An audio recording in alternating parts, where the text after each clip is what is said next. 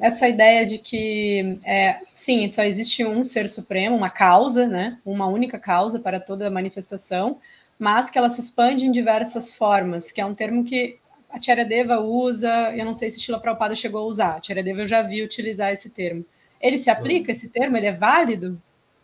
Talvez, mas aí a gente teria que trabalhar um outro termo, né? Que é um termo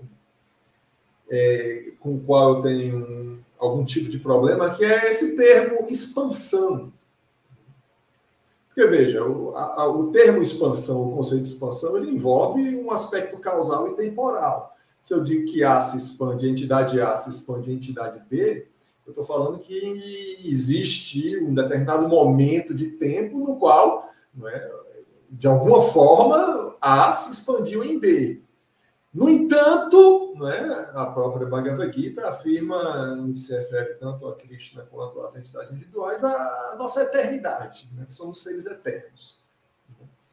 Então, esse é o primeiro problema de expansão. E o segundo se a entidade A se expande em entidade B, então parece que são duas entidades diferentes, não?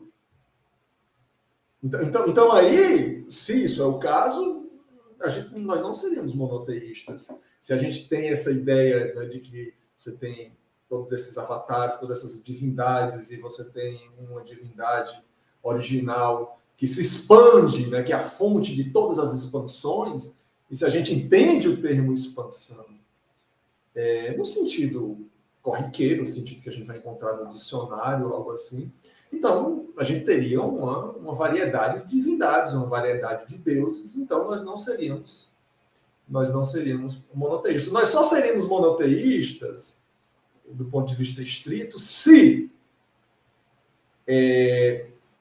você pegar os avatares, né, que supostamente são expansões dessa entidade única, que seria, de acordo com a tradição Gaudiya Vaishnava, o próprio Krishna, se tratar da mesmíssima entidade.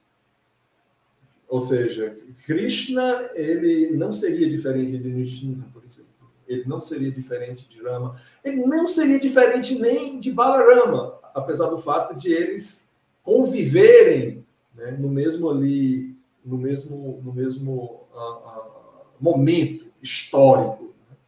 Porque se eles estão convivendo no mesmo momento histórico, né, o que dá a entender que são duas entidades diferentes, né, mas se nós queremos manter o nosso monoteísmo e, ao mesmo tempo, afirmar que Krishna é Deus, e sim, Balarama é Deus, então a gente tem que admitir que se trata da mesma entidade.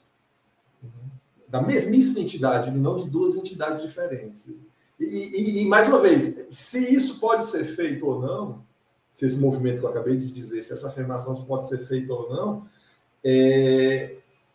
tem que ser, assim, se eu faço essa afirmação, isso tem que ser sedimentado, justificado e suportado por uma análise textual dos textos, não só dos textos canônicos, mas também dos textos dos mestres, dos acharyas, etc. Porque, muitas vezes, né, muitos discursos, mesmo textuais e teológicos da nossa tradição, dão a entender que você tem aí entidades diferentes. Aí, se de fato há entidades diferentes, então nós não seríamos monoteístas no sentido tradicional do termo, e eu arriscaria dizer nem no sentido heterodoxo do termo. Você entende? Porque essa ideia de expansão, se ela implica que a entidade A se expande em B, e se dessa ideia de expansão segue que A é diferente de B, o que me parece razoável dizer, então não haveria monoteísmo. Sim.